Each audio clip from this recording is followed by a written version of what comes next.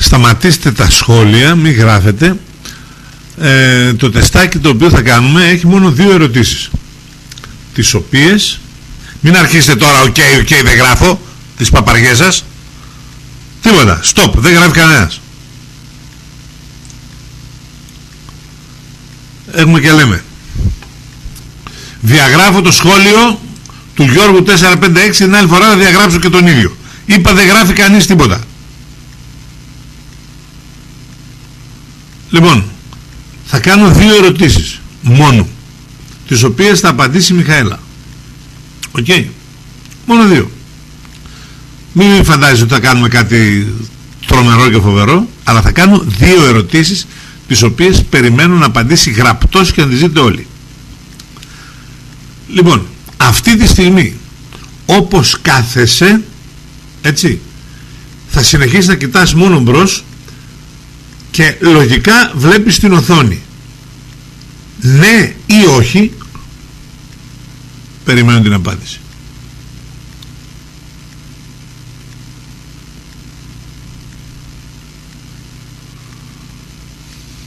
Τι έγινε ρε παιδιά, ακόμα θα έρθει η απάντηση.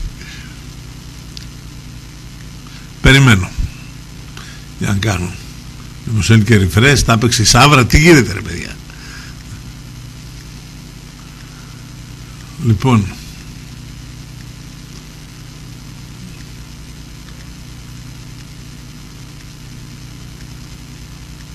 δεν βλέπω απάντηση από την Μιχαέλα. Μήπως πρέπει να ξανακάνουν ερώτηση.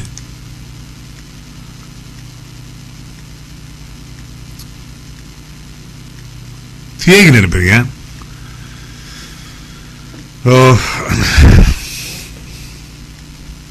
Αλλό, Μιχαέλα, υπάρχεις? Εμφάνιση ενός σχολείου, 2 σχολείων. Βλέπω την οθόνη, καλέ, φωνάζει η Μιχαέλα. Βελισσάρη, για να διαγράψεις το σχολείο σου, για να βλέπουμε μόνο τι λέει η Μιχαέλα. Μην γράφετε τίποτα. Έχω απαντήσει, λέει, 3 φορές. Καλά, κατάλαβα τι κάνει η Σάβρα. Οκ, πάντως πήραμε την απάντηση ότι βλέπεις την οθόνη. Πολύ ωραία. Όπως κοιτάς τώρα μόνο μπρος, όπως ακριβώς στο μύθο του Σπηλαίου του Πλάτωνα που του είχε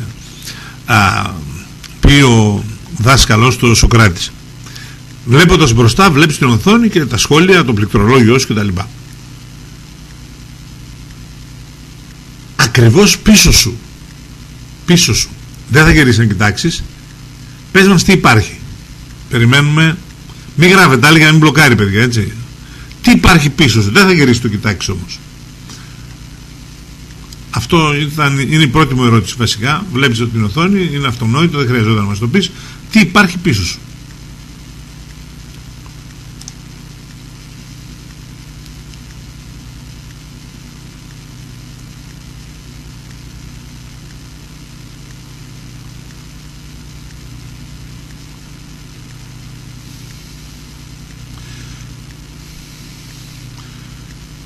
Περιμένω να εμφανιστεί σχόλιο για το τι υπάρχει πίσω,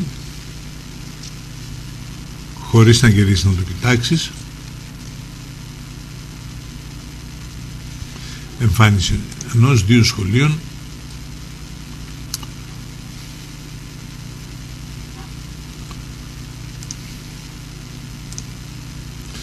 Η πλάτη της καρέκλας και από πίσω ακριβώς το κρεβάτι και από πίσω το κρεβάτι ο τοίχος. Λοιπόν, πολύ ωραία, ας διευρύνουμε λίγο τις ερωτήσεις. Ερώτηση. Πού το ξέρεις? Περιμένω την απάντηση. Μην γράφετε οι άλλοι, μην μπερδεύετε, ήδη έχει πάρα πολύ κόσμο μέσα και όλοι κάνουν refresh για να βλέπουν και γίνεται χαμός, έτσι. Υπάρχουν πολλές χιλιάδες, πάρα πολλές χιλιάδες ατόμων, μην πατάτε. Μην γράφει κανένας. Περιμένω την απάντηση. Πού το ξέρεις? Είναι η ερώτηση.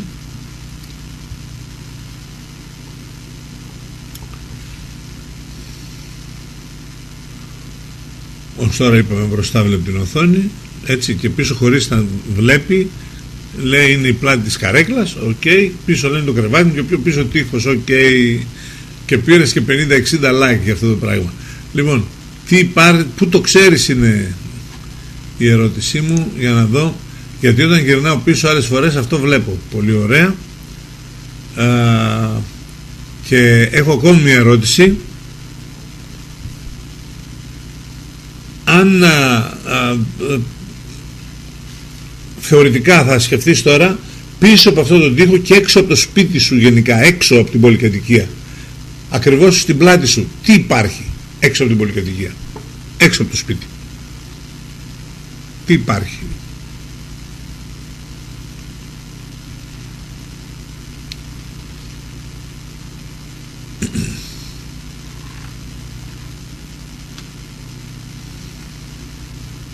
Περιμένουμε για το τι υπάρχει.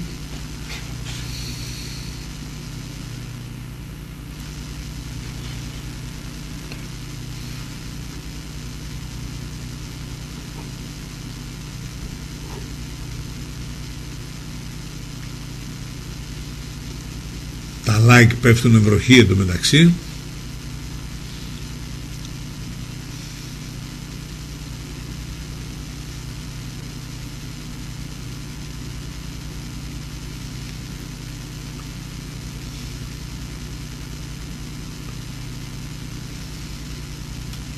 Εμφάνιση ενός σχολείου, ακριβώς πίσω μου είναι αυλή ενός σπιτιού και πιάνει χώρο και ένα μικρό κομμάτι ενός δωματίου του γείτονα. Πολύ ωραία.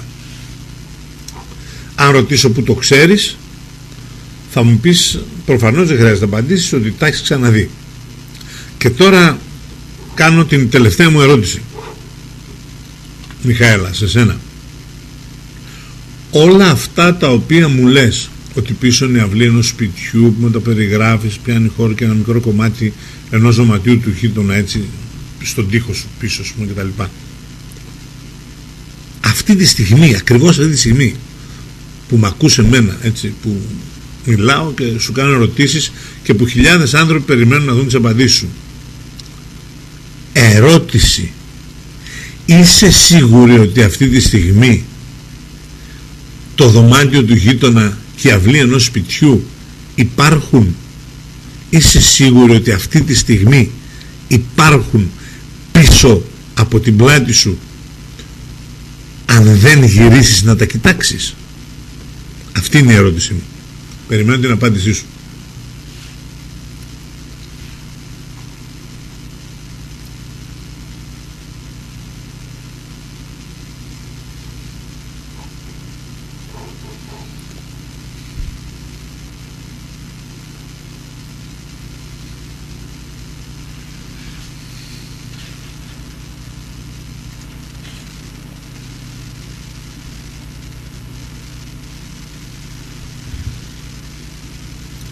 Η ερώτησή μου, ξαναλέω, είναι αν είσαι σίγουρη ότι υπάρχουν, αν δεν γυρίσεις να τα κοιτάξεις. Είπες ξέρεις γιατί τα είδες άλλη φορά. Τώρα όμως που δεν τα βλέπεις, υπάρχουν πίσω από την πλάτη σου? Γιατί στην πλάτη μάτια δεν έχουμε, έτσι δεν είναι? Εμφάνιση σχολείου.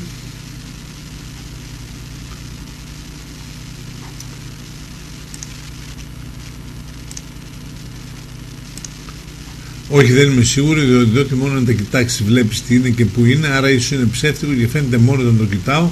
Απλά τώρα που το σκέφτομαι είναι σαν να τα βλέπω μπροστά μου. Ναι, τα βλέπεις μπροστά σου και τα φαντάζεσαι, αλλά δεν μπορείς να τα καταγράψεις με τις αισθήσεις σου. Εκείνο στο οποίο θέλω να καταλήξω, παιδιά, είναι ότι ο καθένας ζει στον κόσμο του. Πού ζεις, λέει? Στην κοσμάρα του είναι αυτός. Θέλω να σας διαβεβαιώσω ότι ο καθένας και η κάθε μία ζει στην κοσμάρα του.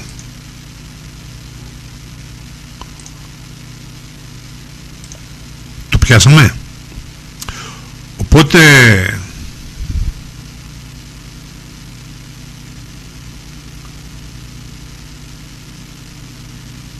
φίλοι μου, Ρωτώντας τη Μιχαέλα, σίγουρα ο καθένας και κάθε μία από τις χιλιάδες που ακούν αυτή τη στιγμή σκεφτόταν ότι εντάξει, μπροστά υπάρχει οθόνη ή λίγο στο πλάι, ανάλογα πως είστε, ή αν είστε με κινητό ή αν είστε με λάπτοπ. Τι ακριβώς υπάρχει πίσω σου? Αν δεν γυρίσεις να το κοιτάξεις, υπάρχει?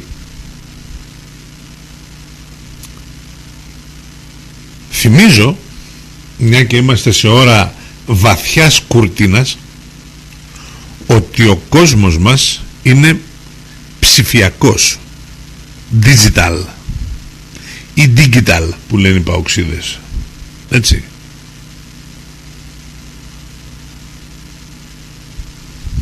Μπορείτε να φανταστείτε ότι ακριβώς στο όριο του βλέμματος, της όρασής σας, στο όριο της ματιάς σας, πριν καν το πιάσει το μάτι, ότι κάθε φορά που γυρίζετε σχηματίζεται ο κόσμος και τον βλέπετε. Ναι, αλλά να πει κάποιος, αν είμαστε δύο και εγώ κοιτάω μπρος και ο άλλος κοιτάει προς αυτό το οποίο είναι πλάι για μένα και τα βλέπει, υπάρχουν. Αν βλέπει κάποιος εκεί που είναι η πλάτη μου, υπάρχουν. Για το λόγο αυτό, χθες σας είπα, υπάρχουν τόσοι κόσμοι όσα και τα ζευγάρια των ματιών των ανθρώπων. Οι κόσμοι αυτοί είναι αυξομοιούμενοι, δηλαδή αν κοιτάς μέχρι το ντουβάρι, αν κοιτάς έξω από το ντουβάρι, βλέπεις παραπάνω. Είναι αυξομοιούμενοι και αλληλοσυμπληρούμενοι. Το πιάσαμε? Ξαναλέω, ο καθένας έχει τον δικό του κόσμο και ο κόσμος του καθενός αποτελείται από αυτό το οποίο βλέπει, αγγίζει, γεύεται, μυρίζει, έτσι, και ακούει. Και πιο πολύ από όλα τι βλέπουμε. Όπως λέει ο Αριστοτέλης, την όραση εμπιστευόμαστε παραπάνω. Για αυτό το οποίο είναι το «ον», το υπάρχον. Ως εκ τούτου ο κόσμος του καθενός είναι ακριβώς εκείνο το οποίο αντιλαμβάνεται.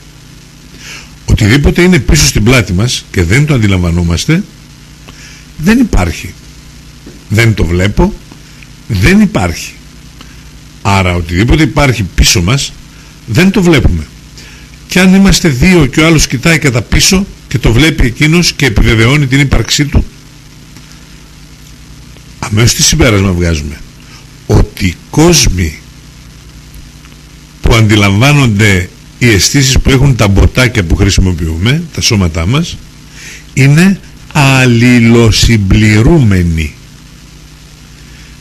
Δηλαδή είναι σαν σύνολα τα οποία έχουν ένωση. Ενώνουμε τα δύο σύνολα τα οποία οι αισθήσεις έχουν και βλέπουμε ότι αισθανόμαστε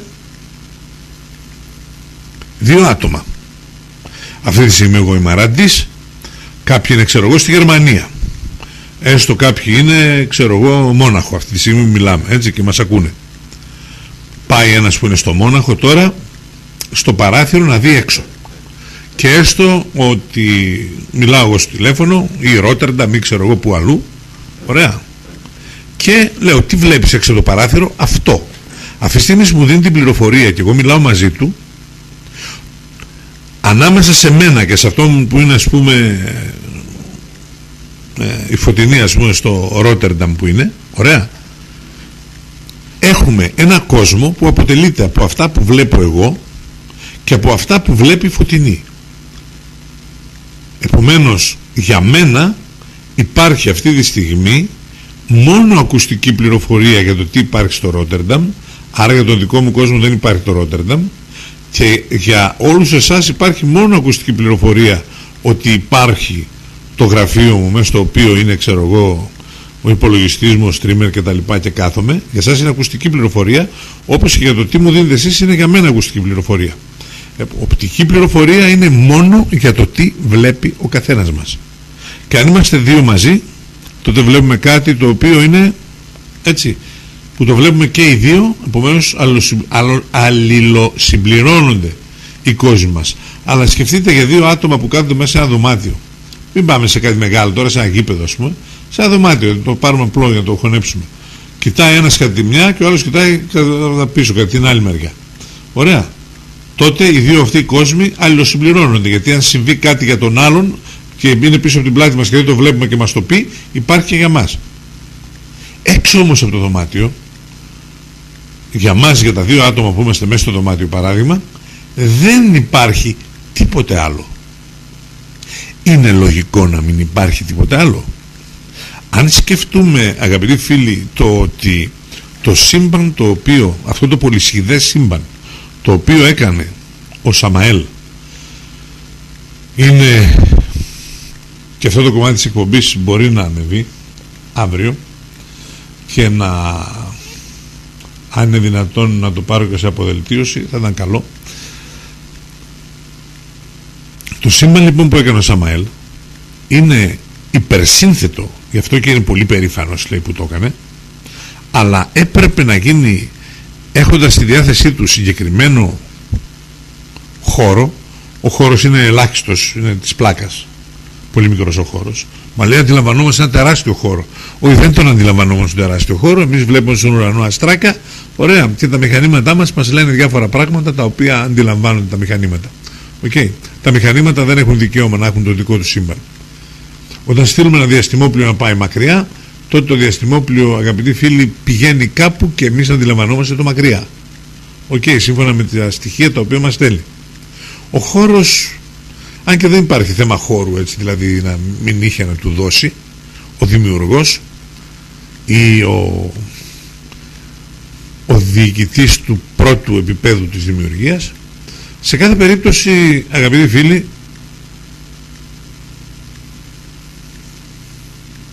κάθε άνθρωπος έχει το δικό του σύμπαν, τα σύμπαντα αλληλοσυμπληρώνονται και υπάρχει μόνο ό,τι βλέπει ο καθένας. Από εκεί πέρα αυτό έχει λογική, γιατί η ενέργεια την οποία είχε ο Σαμαέλ στα χέρια του, τώρα όπως του λέγει, ήταν ορισμένη και περιορισμένη και τα πάντα έπρεπε να γίνονται με το δυνατόν λιγότερη ενέργεια. Όταν γυρίζεις και βλέπεις σε ένα σημείο, κατασκευάζεται στην κυριολεξία η εικόνα ακριβώς εκεί που πάει να πέσει το μάτι σου. Περισσότερες λεπτομέρειες στην τριλογία που θα ακολουθήσει, που είναι η αποκωδικοποίηση του μη όντος, το μυστικό της σκιάς, αγαπητοί φίλοι, και το παιχνίδι που λέγεται ζωή, η οποία θα είναι η υπερτριλογία της υπερκουρτίνας, και πρώτο Θεός θα είναι έτοιμη το Μάρτιο. Λοιπόν, σας έδωσα δηλαδή μια πρόγευση του τι θα διαβάσετε εκεί πέρα μέσα. Επομένως, η κινέζικη παροιμία για το ότι υπάρχουν, μη με ρωτάτε, μην κάνετε ερωτήσεις τώρα, δεν πρόκειται να απαντήσω καμία γιατί δεν προλαβαίνω ούτε και θέλω να απαντήσω.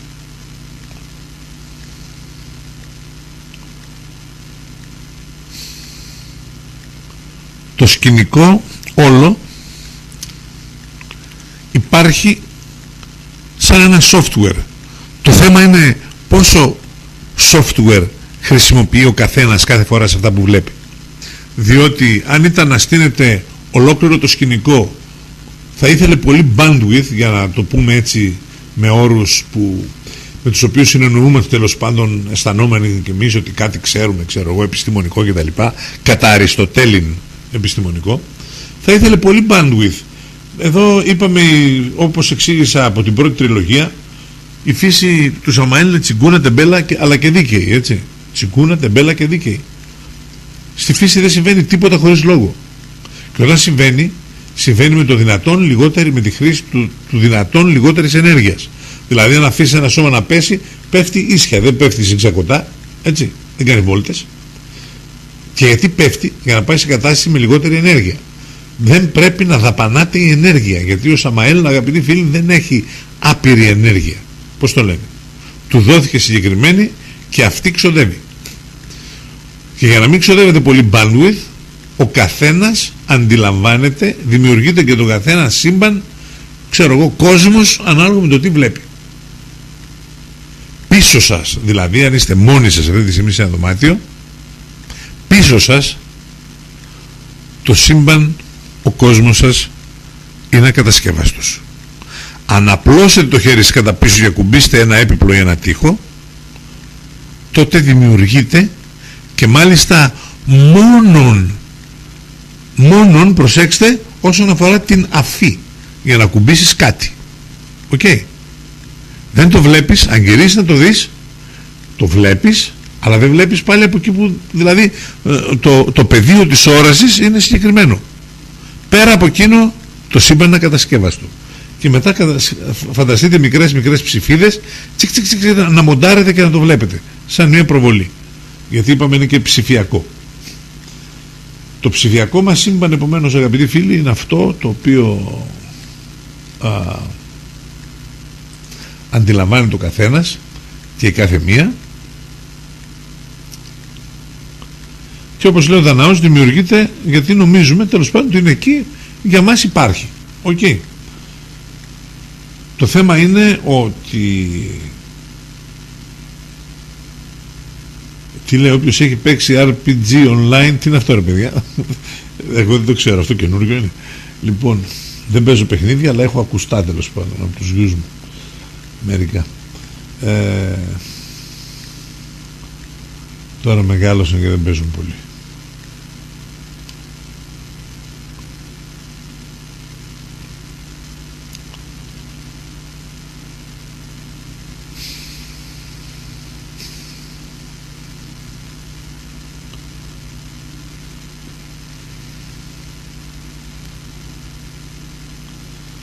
Καταλαβαίνετε ότι αυτή η κουρτίνα, η οποία δεν είναι επίπεδη, αλλά είναι μια κουρτίνα που ουσιαστικά αποτελείται από τον λεγόμενο αιθέρα, ο οποίος παίρνει οποιαδήποτε μορφή εμείς θεωρούμε ότι έχει, και όλα τα υλικά πράγματα είναι φτιαγμένα από τον αιθέρα. Ο Αριστοτέλης, για παράδειγμα, κείμενα του οποίου θα χρησιμοποιήσουμε στην τριλογία και θα πάθετε πλάκα από την κουρτίνα που δίνει ο Αριστοτέλης, αλλά είπαμε, αν σου πούνε στο σχολείο έλα να διαβάσουμε Αριστοτέλη να κάνουμε συντακτικό και ξέρω εγώ, το συχαίνεσαι. Όταν θα πάρεις τον Αριστοτέλη με τον τρόπο που θα σας το δώσω εγώ, θα δείτε τι είπε ο άνθρωπος, έτσι. Και βέβαια θέλω να διευκρινίσω ότι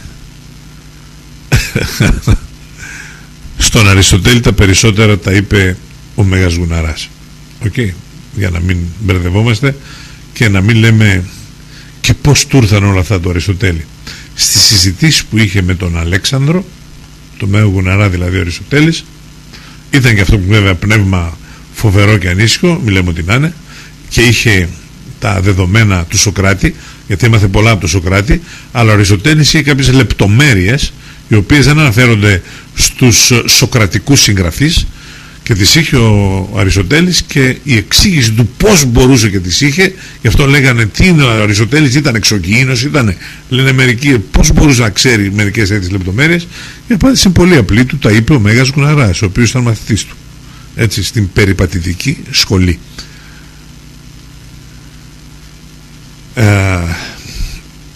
Η τριλογία που θα έρθει, φίλοι μου, θα αργήσει βέβαια, Μάρτιο τη βλέπω, εξαρτάται και από πρώτο Θεός να λέμε, γιατί μπορεί να μην υπάρχουμε ως τότε. Ωραία.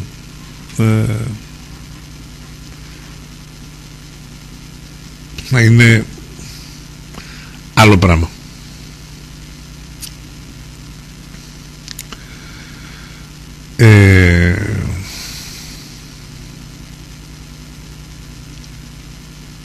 Η Φιφούλα θέτει ένα πολύ σαφές ερώτημα, το οποίο μπορείς, λέει, να γυρίσεις τόσο γρήγορα ώστε να μην προλάβει να σχηματιστεί ο κόσμος? Όχι, γιατί τον σχηματίζει η ματιά σου. Και μάλιστα εδώ είναι, θα μπορούσε να με ρωτήσεις, Φιφούλα, ή και οποιοσδήποτε άλλος, μπορώ να κινηθώ μπορώ να κινηθώ πιο γρήγορα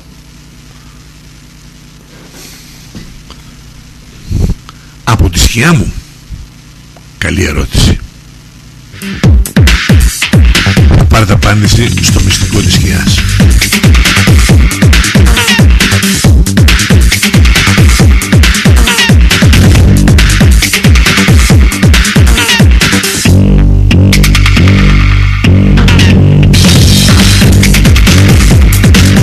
Το βράδυ που κοιμόμαστε, George, κλείνει το μαγαζί. Οικονομία. Στο κάτω-κάτω έχετε σκεφτεί γιατί η λευκή αδελφότητα που ελέγχεται από το Σαμαέλ θέλει να μειώσει τον πληθυσμό? Μειωμένος πληθυσμός, μειωμένο bandwidth. Γιατί η Λαμαστού θέλει να αυξήσει τον πληθυσμό? Εκτός από το να μας πάρει την ενέργεια, αυξημένος πληθυσμός, αυξημένο bandwidth, αυξημένες υποχρεώσεις από τους νάχαρμπε, από τους δαίμονες που πρέπει να καταγράφουν τα πάντα, έτσι, για όλους. Τα μαθηματικά είναι απλά, και αν έχεις στα χέρια σου το γενικό σκεπτικό του γιατί και πώς ζουν ανάμεσά μας, ο κόσμος από πολύπλοκος γίνεται απλός και πολύ πολύ λογικός. Αλλά αυτά δεν είναι ούτε για σοβαρούς επιστήμονοι ούτε για σοβαρούς άντριδοι που με αυτά τρομοκρατούνται. Και πού να βάλουμε και τις έγκυες, έτσι.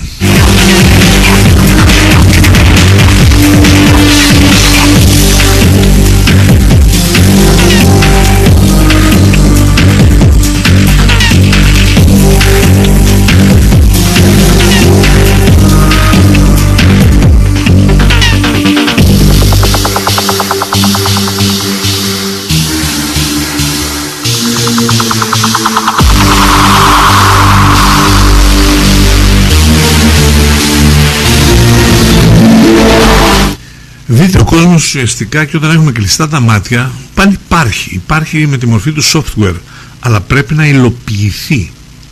Δηλαδή σκεφτείτε, ένα software, άλλο το έχω πώς το λένε, γραμμένο κάπου, και άλλο πρέπει να το εκπέμψω για να υλοποιήσω κάτι. Γιατί εδώ πέρα δεν έχουμε υλοποίηση εντός εισαγωγικών σε μια οθόνη, αλλά υλοποίηση με χρήση εθέρα και ενέργειας, η οποία χρειάζεται για να δώσει εντολή στον εθέρα, να δώσει πληροφορία πώς θα στηθεί, ανάλογα με αυτά τα οποία είναι τα κοινά συμπεφωνημένα, που ξέρουμε δηλαδή πώς είναι ο κόσμος, τι περιμένουμε να δούμε μπροστά μας. Οκ.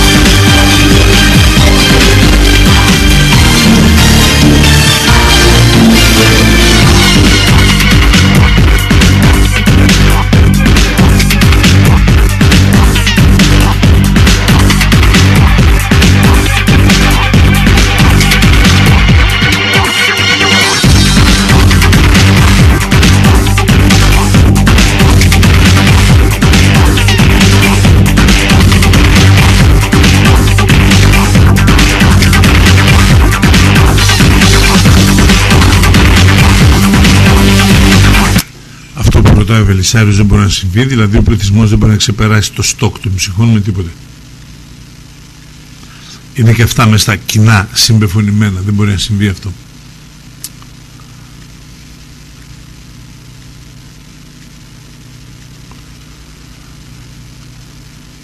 Hunter, όπως το λες, τρέχει ο κώδικας, έτσι, enter και execute το πρόγραμμα, και ο εθέρας παίρνει όχι μόνο μορφή, αλλά και συμπεριφορές υπάρχουν βάσει των ιδιωτήτων του μετάλλου. Όταν διαβάσεις την ερχόμενη τριλογία, πρώτο Θεός, αν μπορέσω να τη βγάλω, και αν μπορέσετε την πάρετε στα χέρια σας, δεν θα έχετε απορίες για τον κόσμο αυτόν στον οποίο βρισκόμαστε. Δεν μπορούν να υπάρχουν απορίες. Θα είναι πολύ ξεκάθαρο, με ένα τόσο φευγάτο τρόπο, αλλά τόσο απλά λογικό. Εκείνος ο οποίος θέλει να μάθει, θέλει να το πιάσει το θέμα όλο, θέλει να το ξεκουρτινιάσει δηλαδή, έχει λογική μέσα του, και η λογική αυτή είναι κρυμμένη μέσα στον καθένα. Γι' αυτό έλεγε ο Πλάτωνας, όπως το δίδαξε ο Σοκράτης, ότι η γνώση είναι ανάμνηση, είναι μέσα στο DNA του καθενός. Γιατί αν χρησιμοποιείς το 7 έως 10% του εγκεφάλου σου, όταν χρησιμοποιήσεις ολόκληρο τον εγκέφαλο, τότε δασφινάνια. Τότε υποχρεούται, όσο πιο πολύ χρησιμοποιείς δηλαδή από τον εγκέφαλό σου, τόσο πιο πολύ χρησιμοποιείς, όσο πιο πολύ απελευθερώνεσαι. Τα λόγια του Χριστού είναι τυχαία. Γνώσεστε την αλήθεια και η αλήθεια ελευθερώσει εμάς. Αλλά άλλο ξέρω και έχω ακουστά, και άλλο το ξέρω με τη μορφή της πεποίθησης, της πίστης. Έχεις πίστη.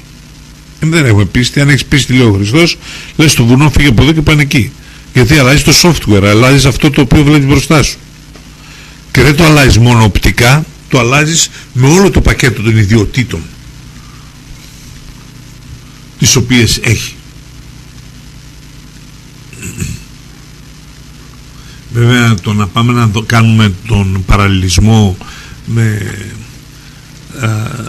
δεδομένα των υπολογιστών που έχουμε τώρα είναι αστείο, γιατί το κομπιούτερ αυτό το παγκόσμιο, ας το πούμε, στον ψεύτικο κόσμο του Σαμαέλ, είναι κάτι πολύ πολύ πιο ισχυρό, πολύ πολύ πιο προχωρημένο, αγαπητοί φίλοι, γιατί η τεχνολογία του Σαμαέλ είναι πολύ πιο φευγάτη σε σχέση με αυτά τα λίγα τα οποία έχουμε εμείς στη διάθεσή μας, όπως είναι αυτονόητο.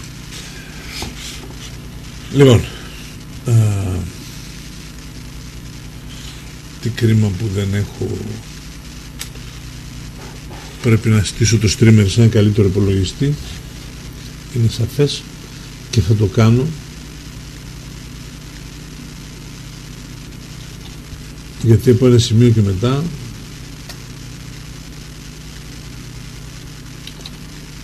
τα παίζει και είναι πολύ αργός.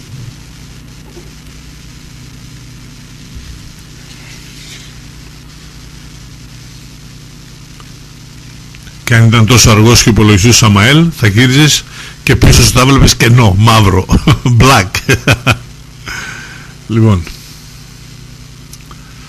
αυτά όσον αφορά την σημερινή κουρτίνα, και νομίζω σας έχω ψηλιάσει για το τι θα πρέπει να περιμένετε, αγαπητοί φίλοι, να έρθει. Αυτά για σήμερα. Ευχαριστώ πολύ για την παρέα. Νομίζω σας έδωσα και μία, εκτός από τις προσφορές που σας έκανα, σας έδωσα και μία ιδέα για την τριλογία που θα έρθει. Καλά θα κάνετε όμως να πάρετε πλήρη γνώση των βιβλίων που υπάρχουν τώρα, τόμος 48, η Ελλάδα στόχαστρο, τα τέλη των αιώνων κτλ. Όλα όσα πρέπει να γνωρίζετε για το σύστημα HARP, πολύ δυνατά βιβλία. Οπότε ξέρετε και το τι περιμένετε, αλλά και το τι μπορείτε να πάρετε τώρα στα χέρια σας. Στο 2310-52-1010 θα δώσω για μερικά λεπτά ακόμη, αγαπητοί φίλοι, τη δυνατότητα την σημερινή μας προσφορά να την πάρετε εκεί, 2310-52-1010, και να μπορέσετε να εκμεταλλευτείτε αυτό το οποίο σας έδωσα, τη απουσία του οικονομικού διευθυντή. Αυτά λοιπόν. Πρώτο Θεός, θα τα ξαναπούμε αύριο, φίλοι μου.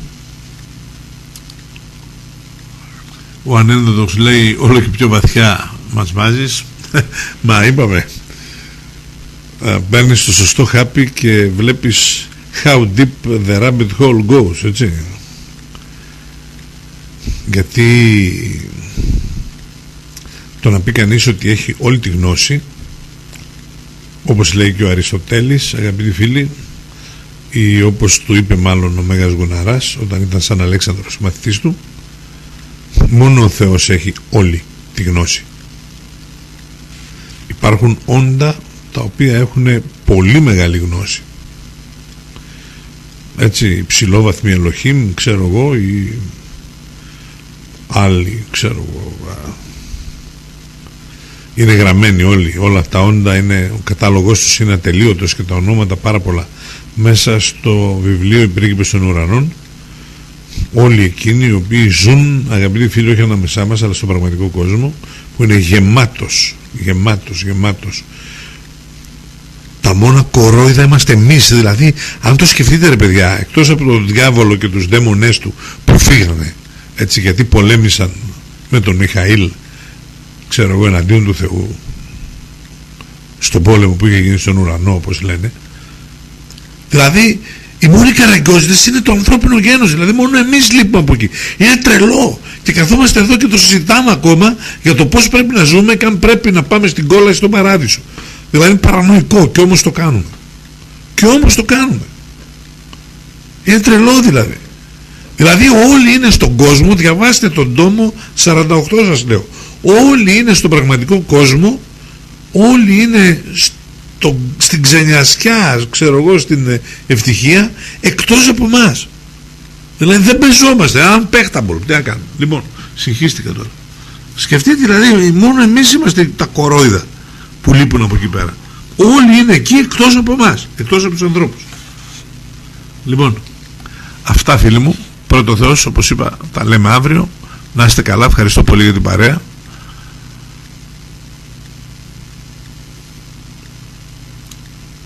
Και να θυμάστε ότι και τώρα και στο μέλλον, όπως και πριν, Ιησούς Χριστός νικά. Γιατί απλά ο Ιησούς Χριστός δεν είναι μόνο αφεντικό, είναι η αλήθεια. Και η αλήθεια, όπως θα το κάνουμε, είναι αιώνια. Να είστε καλά, ευχαριστώ. Πρέσβον Planet Γελιακόπουλος Δημοσθένης, sign off.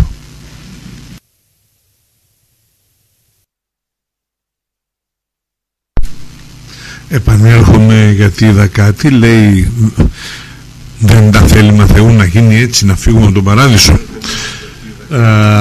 Όχι, δεν είναι έτσι τα πράγματα.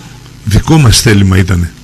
Θυμίζω το λεγόμενο θέλημα του Θεού, το θέλημα του Θεού, το λεγόμενο, είναι το σύνολο των ελεύθερων πράξεών μας, και ο Θεός εγγυάται